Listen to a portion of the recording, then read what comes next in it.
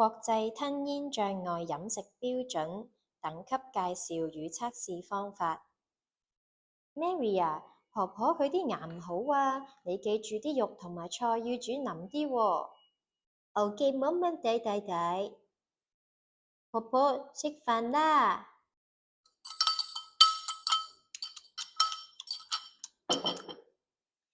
哎呀，又話啲肉會煮腍啲嘅，仲係咁硬，咬唔到啊！我唔食啦。喺照顧長者或者係患有吞嚥困難人士嘅過程中，食得安全係十分重要嘅一環。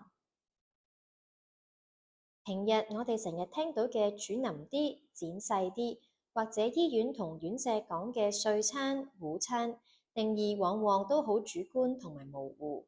每個人、每個家庭，甚至係每間院舍或者醫院，對於食物質地嘅概念都唔一樣，增加咗為長者備餐時候嘅困難。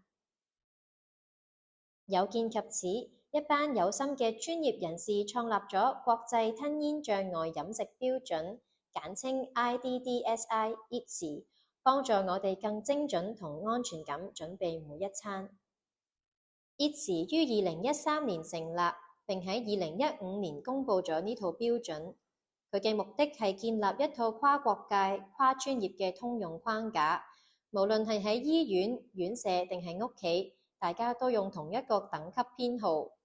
佢將飲食分為0到7級，用唔同嘅顏色同埋數字代表唔同嘅質地同埋結度，希望將溝通嘅誤差減至最低。呢套標準就好似兩把相連嘅梯，左邊向下嘅係食物，而右邊向上嘅係飲品。我哋首先睇下飲品呢邊嘅三角形，最底層係白色嘅等級0，稀薄，形容稀薄如水嘅質地，就好似我哋平時飲嘅茶或者係清水咁。之後係等級1至3，隨住數字增加，液體變得越嚟越結。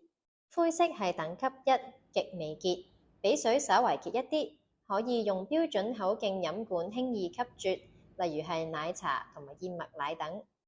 粉紅色係等級2，低度結，同樣可以用標準口徑嘅飲管吸啜，但係需要較用力，例如係芝麻糊、奶昔等等。黃色係等級3，流質或中度結，呢個等級可以用嚟形容飲品或者食物。如果用叉食用，食物會從餐叉嘅縫隙緩慢滑落，但係無法喺餐碟上面獨立成形，例如係忌廉湯。綠色係等級4，糊狀或高度結，呢個等級用嚟形容最結嘅飲品或者係食物，通常係指糊狀食物。當匙羹傾斜嘅時候，會一整羹咁滑落，跌落喺碟上面，仍然能夠保持形狀，例如係番薯蓉。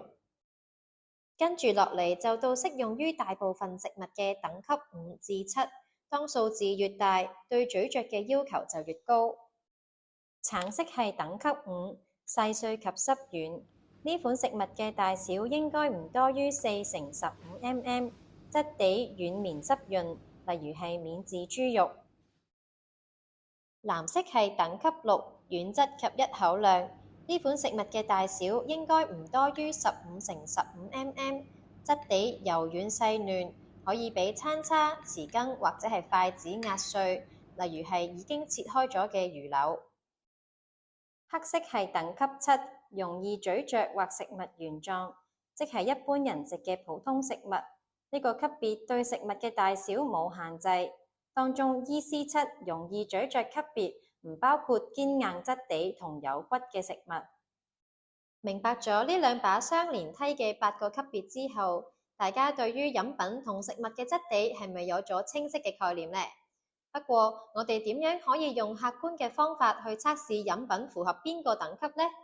下一條短片我哋就會示範教大家點樣用針筒進行流動測試，千祈唔好錯過啦！